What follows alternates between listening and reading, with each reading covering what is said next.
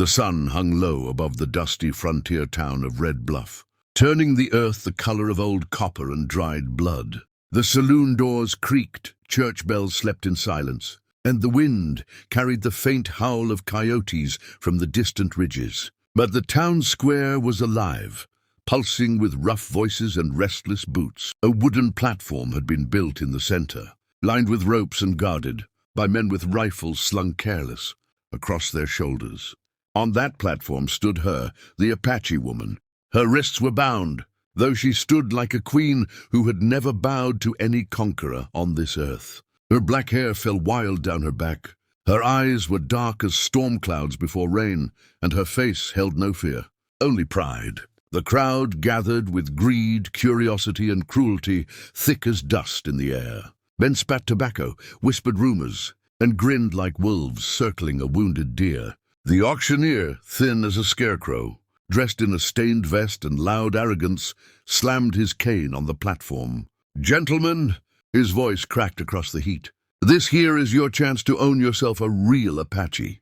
Strong, healthy, fierce as they come." Laughter rolled through the crowd like thunder. The woman said nothing. She did not flinch. She did not look away. She simply watched them, as though judging every soul present and finding none worthy. Rumor said she'd been captured after a skirmish in the canyon. Some whispered she was the daughter of a tribal leader. Others swore she was a warrior herself, one who rode with the wind and fought with the fire of the sun. None of the rumors mattered now. To the men gathered, she was something to own. "Who'll start the bid?" the auctioneer called. Silence, a long, uncomfortable silence. Not because she lacked value, no, because every man feared what she represented.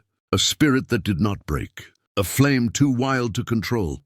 To own her would be to wrestle with a storm every day. To fail to break her would make a man into a laughingstock. To succeed would rob the fire from her eyes, and even these. Men felt that would be a sin before whatever God watched. The woman's gaze swept over them, cold, calm, knowing. And one by one the men looked away. The auctioneer laughed nervously, wiping sweat from his brow.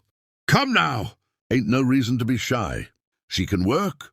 She can cook. She can—" A voice from the crowd cut him sharply. "She'll cut your throat while you sleep."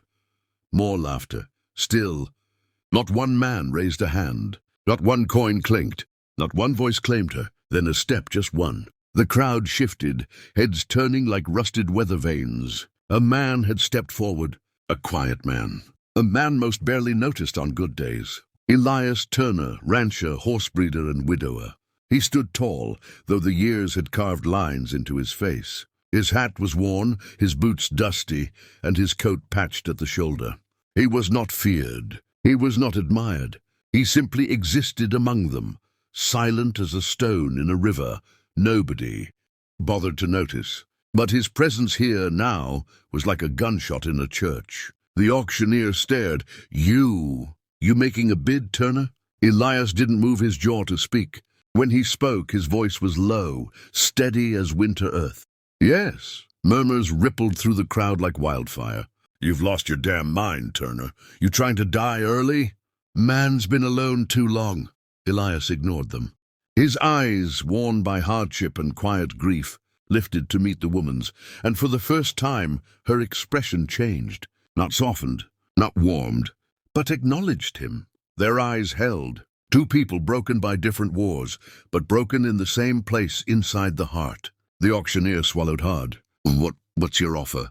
Elias reached into his coat and laid a small leather pouch on the platform. It made a dull sound when it hit the wood. Every man recognized the weight of coin by sound alone. It wasn't a fortune, but it was everything he had. "Sold," the auctioneer blurted before anyone could argue.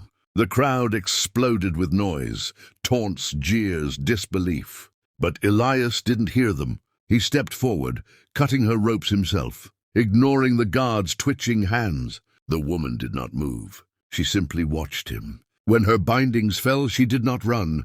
She did not strike. She stood tall and lifted her chin. Elias spoke softly, words meant for her alone. "You're not owned. I paid to free you." A long silence hung between them. The wind stirred dust around their feet. And then, slowly, cautiously, she nodded. The first thread of understanding began to form. Two souls, two worlds. One step toward the unknown,